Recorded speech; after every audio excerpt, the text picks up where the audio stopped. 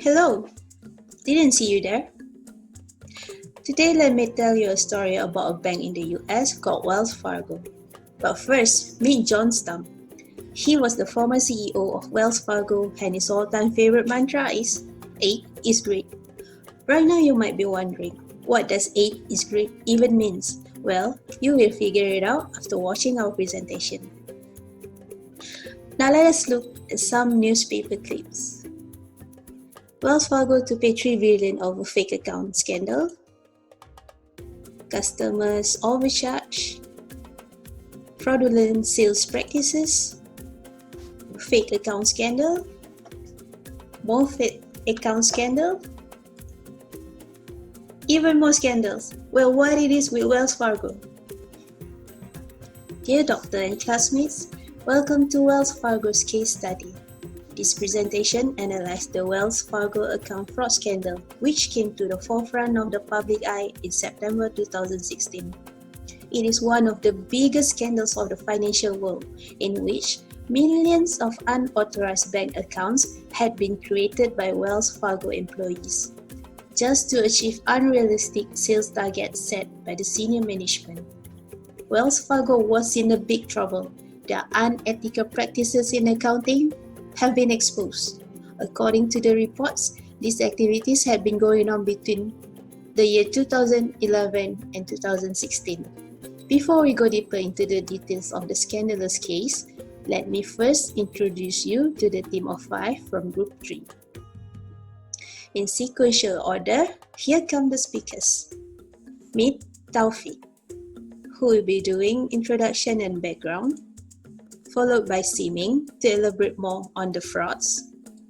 Then, Imadina will show you the fraud triangle and the unethical practices, followed by Chu, who will tell you about the consequences. Last but not least, our presentation will be closed by Saifu. Hi, now I will present on introduction of Wells Fargo account fraud scandal. In 1852, to support the West, Henry Wells and William Fargo formed Wells Fargo and Corporation, and its corporate symbol is the overland stagecoach great adventure. Wells Fargo and Company is an international multinational financial service corporation based in San Francisco, California. It is the fourth highest market capitalization bank in the country and the fourth largest fixed wealth firm in the US.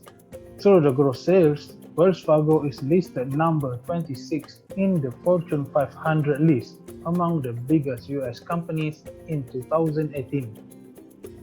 Wells Fargo was the world's largest bank by market capitalization in July 2015, edging past Industrial and Commercial Bank of China (ICBC), before falling behind JP Morgan in September 2016. After a scandal involving the creation of over 2 million fake bank accounts and illegal manipulation of other accounts by Wells Fargo employees, Wells Fargo dropped to third by retail deposit in 2017 behind Bank of America, and to fourth by net asset in 2018 behind Citigroup. The Wells Fargo account fraud scandal is an ongoing controversy over the creation of millions of fraudulent savings and checking accounts on behalf of clients of Wells Fargo without their consent. The news of fraud became widely known at the end of 2016, when various regulatory bodies, including the Consumer Financial Protection Bureau (CFPB), fined $185 million to the company as a result of illegal activity. The company has faced time and faced additional civil and criminal suits to reach an estimated $2.7 billion by the end of 2018. Wells Fargo customers began to notice the fraud after banks charged unanticipated fees and receiving unexpected credit or debit cards and credit lines. Initial report blamed individual Wells Fargo branch employees and managers for the issues. as well as sales incentive associated with the selling of multiple solutions or financial products. This blame later shifts to the top-down pressure from higher-level management to open as many accounts as possible through cross-selling. This company was revealed by employee report and customer complaint. Thank you.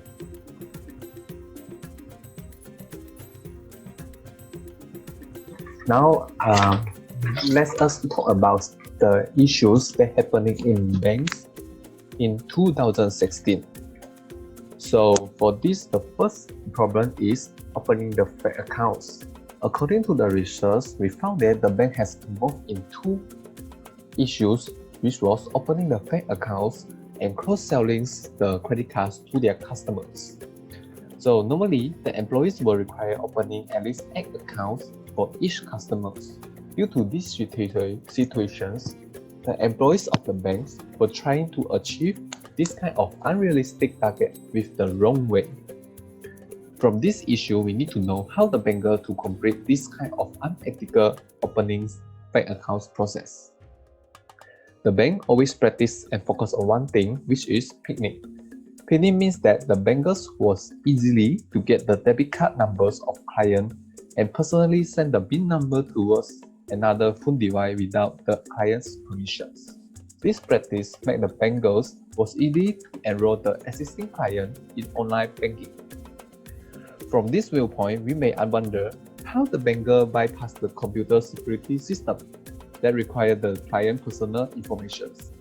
Therefore, to make this fake account successfully, the bankers have impersonate the clients online and input the wrong email address to make sure this kind of transaction was complete under the customer unrealized situation. Therefore, since the bankers have a fake customer's detailed information, it makes sure that the process to create the fake accounts easily. So, for example, 1.5 million of fake deposit account has been created. After these fake accounts was completed to register, to make sure that those deposit accounts were actively, the bankers were trying to be stimulate funding or transferring the funds from consumer existing accounts without their knowledge and consent. Due to these situations, the extra fees, such as the bank charge, was incurred by the client. They are having at 85,000 of existing account incurred around 2 million in fees to the existing customer without any reason. So you can see how terrible of this to make the client to incur a huge amount of money towards the bank. So the next one is cross-selling service. Based on the CEO John's mentioning, he assumed that the cross-selling service was an evidence that good relationship between the bank and the customer. Besides that, he also assumed that this service was one relationship to make their client more loyalty to the bank, especially they are opening in various types of accounts. Company was considered that this cross-selling service was one effective way to push the sales. Therefore, the bankers were trying to start the unethical way in this kind of service. So, due to this situation, the bankers also unauthorized to use the existing client information to apply the credit card, such as watching the customer signature to make sure that those register process smoothly without any issue. According to our research, it is showing that they have 565,000 credit cards accounts were created, and subsequently make those 40,000 existing accounts incurred about 400,000 in fees to the bank. So actually, we can see how the frontline employees to conduct the unethical way to make the problem happen. So by the way, we also need to the backline, how the backline assists the frontlines to make this kind of problem happening. So therefore, the backline we will more concern on accounting department. Accounting departments may conduct the wrong bookkeeping practice. For example, the bank charge will record as a revenue in current asset rather than the revenue received in advance recorded in current liability. So due to this situation, the current revenue income was higher compared to previous year by years based on the horizontal analysis. From this viewpoint, we can assume that the bank may use the cash basis rather than the accrual basis in their revenues calculations and reporting part. So I think this one may not suitable for the banks to conduct this kind of accounting model because since it is a listed company, they gain the money from the public. So it was listing in American stock exchange. So the company must use the accrual basis rather than cash basis. So as a result, from those two unethical issues, according to the research, the bank has earning 2.4 million of fees income from openings 2.1 million of fake deposits and credit cards accounts. So which another means the average of one fake account contribute a fees income was $1.14. So now I will pass to Ingmar to explain another things for you all. Thank you. Fraud triangle. First of all, let's look at the idea behind the first leg of the fraud triangle. Motivation or pressure. What motivates or pressures the offender to commit a fraud? Secondly, opportunity. This second aspect that lead to the action of committing the fraud and possibility to avoid getting caught. And lastly, to complete the perfect triangle is rationalization. The offender that commits the fraud need to rationalize their decisions to convince themselves or maybe others that it is an acceptable action. Let's take a look at the drives behind the Wells Fargo account fraud scandal. The authority was given to local managers to reach sales targets and put intense pressure to the subordinates to reach their targets. Employees that are pressured had to adopt fraudulent practices to receive rewards. Vice versa, those who did not meet the target are threatened to be fired. The frauds practiced are as a result from the company's sales program created by the former CEO John Stam. Remember the very first slide, the mantra 8 is great? Well, it simply means each employee is to open at least 8 new customer accounts each day. Stam's program had set a very strict sales goals for Wells Fargo employees. Motivation for him because a portion of his bonus was tied to the number of customer accounts, but it is a pressure for the employees. What a perfect start for a fraud triangle. Then there's opportunity. No approval required to open new customer account and then unaware customers because of lacking the knowledge to know their rights. And complaints can be ignored because there's no governance of it.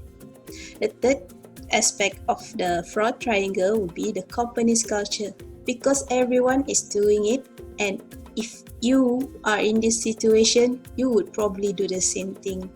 The then CEO, claimed that he did not know anything about this, and then satisfaction of looking at the profits, satisfaction of looking at the paper figure profits, and eventually the company's price share had increased.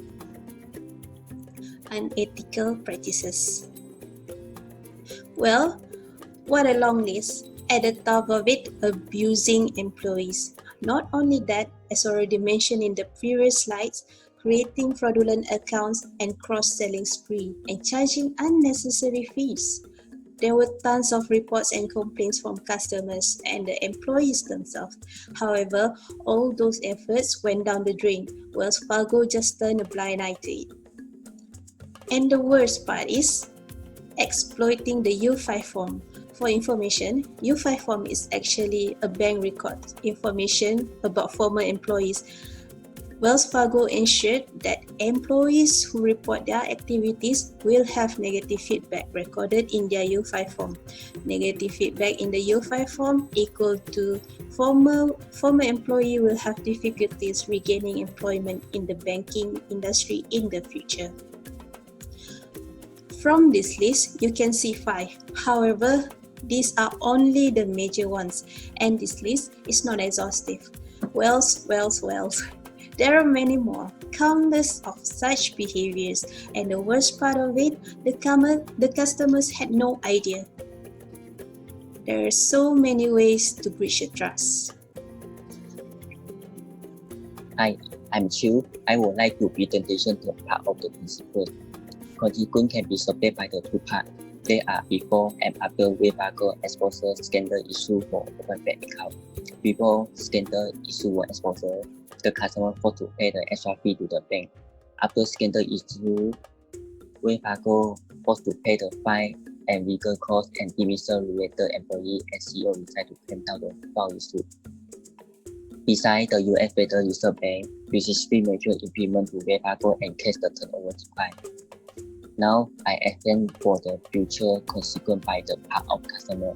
Customer forced to pay the extra fee to the bank due to insufficient funds or overdraft in their own account because bankers transfer funds from customer original account to unauthorized new account without customer knowledge. Besides, banker apply credit card to the customer without them know. It takes customer forced to pay the annual credit card fee interest. After scandal, Fargo for open bank account were exposed. Fargo was forced to pay the fine $185 million to this institution. They are Consumer Financial Protection Agency, $100 million US officer of the controller of the currency, $35 million and Los Angeles County and City of Los Angeles, $50 million Fargo also paid the legal cost of $700 million related to the bank fraud scandal. Fargo has dismissed 5,300 employees were related to this scandal of a bank account issue and issue credit card without customer knowledge. U.S. House of Representatives Financial Service Committee need Johnstown to take responsibility to under criminal investigator and resign their CEO position and return their profit. In the same year, 2016, Johnstown resigned their CEO position. The federal U.S. was subsequently imposed restriction on the goal of the bank asset to avoid and control Fargo as higher profit with immoral way to get the mortgage preparer bill by 24%. It has the underperforming Fargo are most other bank competitors and their share price dropped by 10% from the period Fargo were ordered to pay $185 million fine for creating deposit and credit card account without customer knowledge. The scandal had affected over of Fargo. It had the current account opening fell by 25% and customers they no go to Fargo to do business. In the end, former Fargo CEO Johnstown to pay $70.5 million to settle charge paid from the industry. Hi everyone, as for closing, I would like to bring you to the lesson learned from this fraud scandal and also tell you what will Fargo plan ahead to get back to the business. One of the biggest banks in the US, Wells Fargo, made one of the biggest mistakes in the recent banking history by pressuring their staff to grow the number of customer accounts by nearly any means necessary. This would put up crossing some major ethical and legal lines that create a scandal that hurt the bank in more ways than one. There is nothing particular special about Wells Fargo that made it a breeding ground for the steady practice. In the competition for the customer, all banks face continuing pressure to prove their success to shareholders and grow the business. Wells Fargo may have had an audacity to push the envelope into shadows territory, but in the theory, this could have happened anywhere. So, what we can learn from their mistake? First, don't sacrifice quality over at the expense of quantity. Wells Fargo was driven to this practice by a hunger for more. More customer, more account, more source of revenue from fee associated with said account, more impressive number to show to shareholder. Obsessing over the number is not the only way to grow business. Ideally, customers choose you and stay with you because the quality you provide. When a bank constantly strives to improve the quality of its customer experience, is everyone win. Second, don't assume customer can tolerate anything. Well, Fargo is the one of the oldest, most recognized name in the bank. Once a business is there established and secure, it's easy to fall into the trap of assuming that customer will tolerate misbehavior like aggressive sales tactics or public scandal. Switching bank isn't easy, especially once a customer has multiple accounts and assets tied up with one institution. Maybe Wells Fargo assumed that potential risk of angering or losing customer was too low to worry about. That's dangerous assumption to make. It's safer to assume that customers are always watching and waiting for you to give them an excuse to switch to a competitor. Third, don't gamble with regulatory compliance. That is simple too much at stake to risk whistling your way through the maze of financial regulation or playing in the grey area. Fines, lawsuits, and brand reputation scandal are nothing to trifle with. Wells Fargo will likely survive this crisis, but they have a long uphill ahead to recover from damage to their brand bank. Need to hold themselves accountable for compliance before regulator or customer force them to do so. Listen to the voice of the customer, build an internal culture to support customer experience quality, and stay on the regulatory straight and narrow. Recently, Wells Fargo has been on a journey to rebuild trust and build a better Wells Fargo, including examining every aspect of their company by looking at what was working and what wasn't. The vision and value was the one of the many things to consider.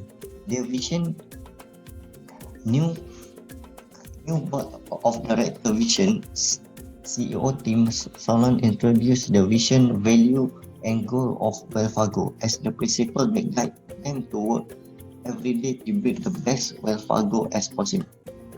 The vision of helping customers financially, which is unite them as one Wells Fargo.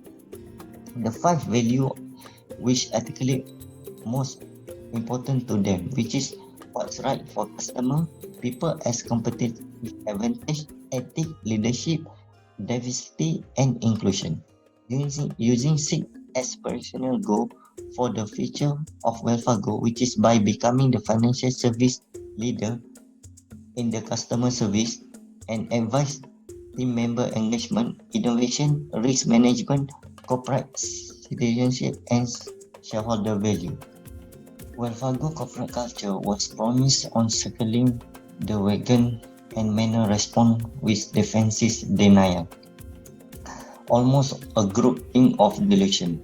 A culture did not embrace report of wrongdoing but punish those who raise concern to continue with a culture promised on misunderstanding and paranoid strategy of prevention. Building a new culture can only be done with commitment of the board and senior management. To implement such a new approach, the board and senior management must empower and unleash independent and compliance function to follow through on their commitment. As part of their corporate culture change, Johnstown was stepped down in 2016. Then it was continued by Tim Salon to rebuild their reputation.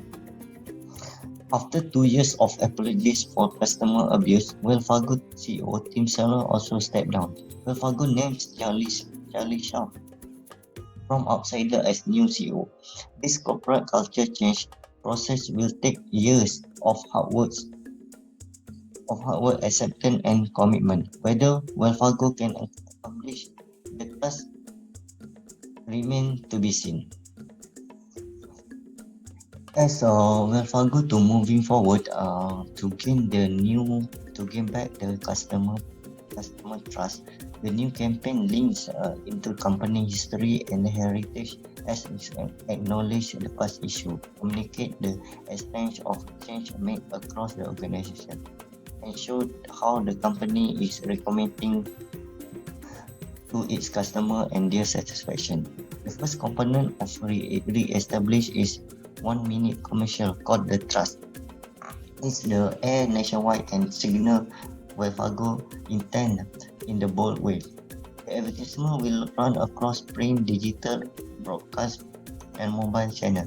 Re-establish means recommitting to their customer and team member, reaffirming support of their communities and reinventing how they serve their customer through every interaction in the new improved way.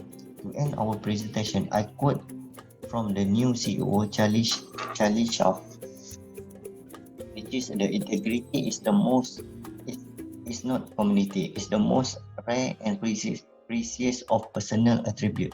It is core of the person and company reputation. So that's all for our presentation. Thank you.